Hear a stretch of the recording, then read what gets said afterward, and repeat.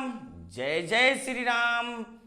तुम BSc first semester के हो, छत्तीसगढ़ के पढ़ने वाले हो, तो तुम्हारे लिए बीएससी फर्स्ट सेमेस्टर का आईएमपी वीडियो, तुम यूट्यूब में चैनल सर्च करो JS BSc semester.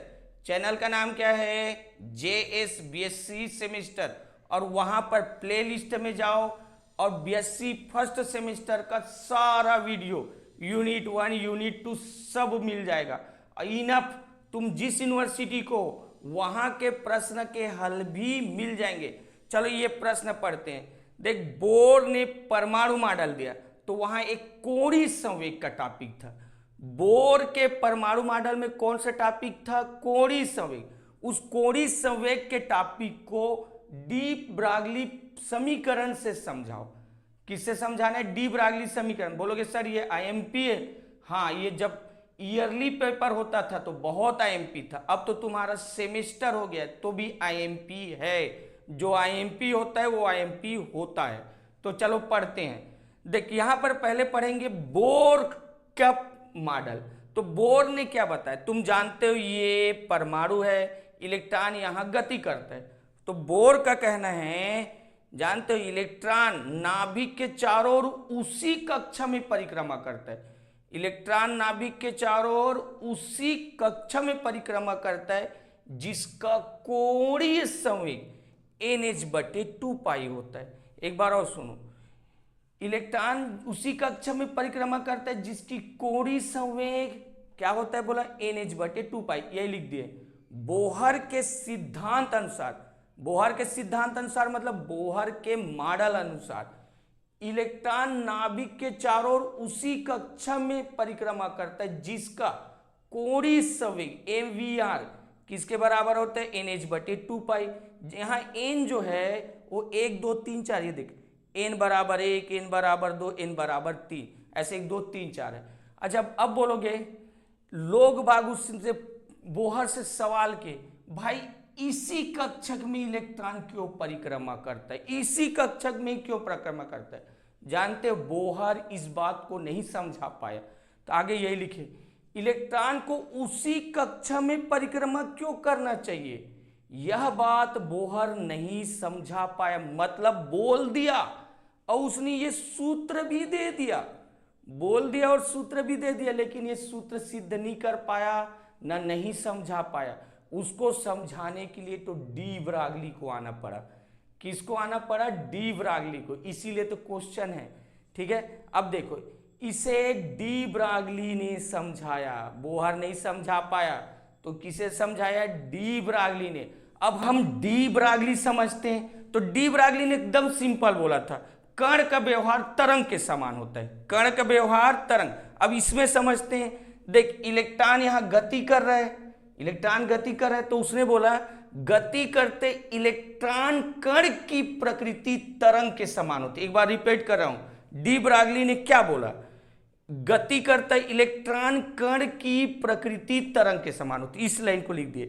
D Broglie के अनुसार गति करता इलेक्ट्रॉन कण की प्रकृति तरंग के समान होता है। मतलब इलेक्ट्रॉन कण ऐसे तरंग के समान गति कर रहे हैं। भाई तरंग के समान गति कर रहे तो उसमें तरंग धैर्य होगा। देख, तरंग के समान गति करो तो इसमें तरंग धैर्य होगा। तरंग धैर्य मतलब तरंग लंबाई होगा। अच्छा, अब इधर देखो, इलेक्ट्रॉन इसमें गति कर रहा है, कक्षा में गति कर रहा है, तो ये कक्षा की परिधि, किसकी परिधि? कक्षा की परिधि।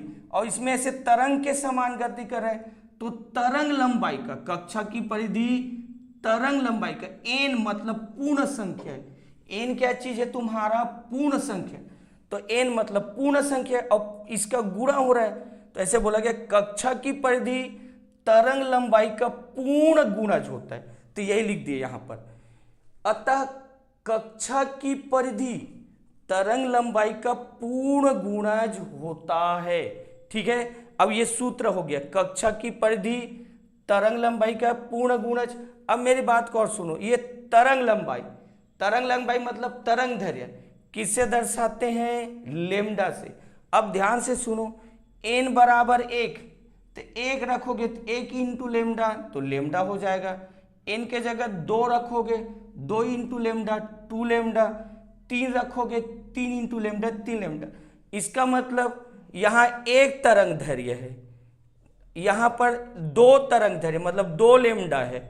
यहाँ पर कितने तरंग दैर्घ्य है? 3 तरंग दैर्घ्य। चलिए तीसरा राउंड है 3 तरंग दैर्घ्य। इसको समझाते हैं कि ये जो पूरा परिधि में ऐसे 1 तरंग 2 तरंग और 3 तरंग, मतलब इलेक्ट्रॉन गति कर रहे हैं तो ये 1 तरंग, ये 2 तरंग, ऐसे 3 तरंग, ऐसे 3 तरंग है पूरा परिधि में।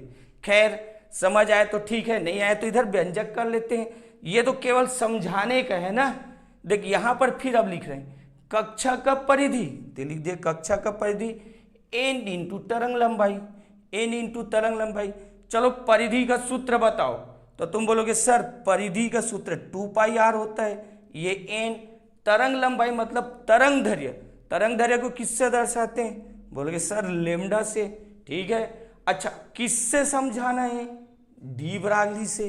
किससे समझाना है? D Broglie. तो यहाँ उपयोग किया गया डी ब्रागली समीकरण। डी ब्रागली समीकरण होता है लेमडा बराबर एच बटे एम बी, लेमडा बराबर एच बटे एम बी। अब देख ये पूरा सेम लिखा है, देख 2 पाई आर बराबर एन, ये जो लेमडा के जगह यहाँ देख एच बटे एम बी रखा गया, तो ये पूरा सेम रखा गया, लेमडा का मान रख दिया गया। अब लास्ट लाइन सुनो, इधर कौन है 2 पाई और इधर एम वी, दोनों का त्रियक गुना करना है और जगह चेंज करना है। क्या बोल रहा हूं? त्रियक गुना करना है और जगह चेंज। तो एम वी को यहां करो और 2 पाई को यहां लगे, जगह चेंज कर दो, एम वी यहां जाएगा, तो ये एम वी और ये आर, एम वी आर और 2 पाई यहां जाएगा, तो एन एच और बटे में एन एच बटे में 2 पाई, तो एम वी आर बराबर एन एच बटे 2 पाई। यही तो आ गया सूत्र, देखो एम वी आर बराबर एन एच बटे 2 पाई। कोणीय संवेग, देख बोर ने बोल दिया लेकिन उसको समझाया कौन? डी ब्रागली, इसलिए क्वेश्चन आईएमपी। अब तुम्हारे पास वीडियो है, समझ में नहीं आया 1 बार 2 बार 3 बार देखो, ठीक है। अच्छा लगा तो तुम लाइक सब्सक्राइब करो और अपने कॉलेज के और दोस्तों को शेयर करो। और एक चीज और, तुम्हारे बाद ये जो जूनियर आएंगे उसको भी ये बता दो ताकि सब तुम बीएससी पास करो, सबका भला हो, ठीक है। नहीं तो तुम पुस्तक है, कॉपी है, गाइड है, कुंजी है, सबसे याद करो और परीक्षा तो पास तुमको करना है। जय श्री राम।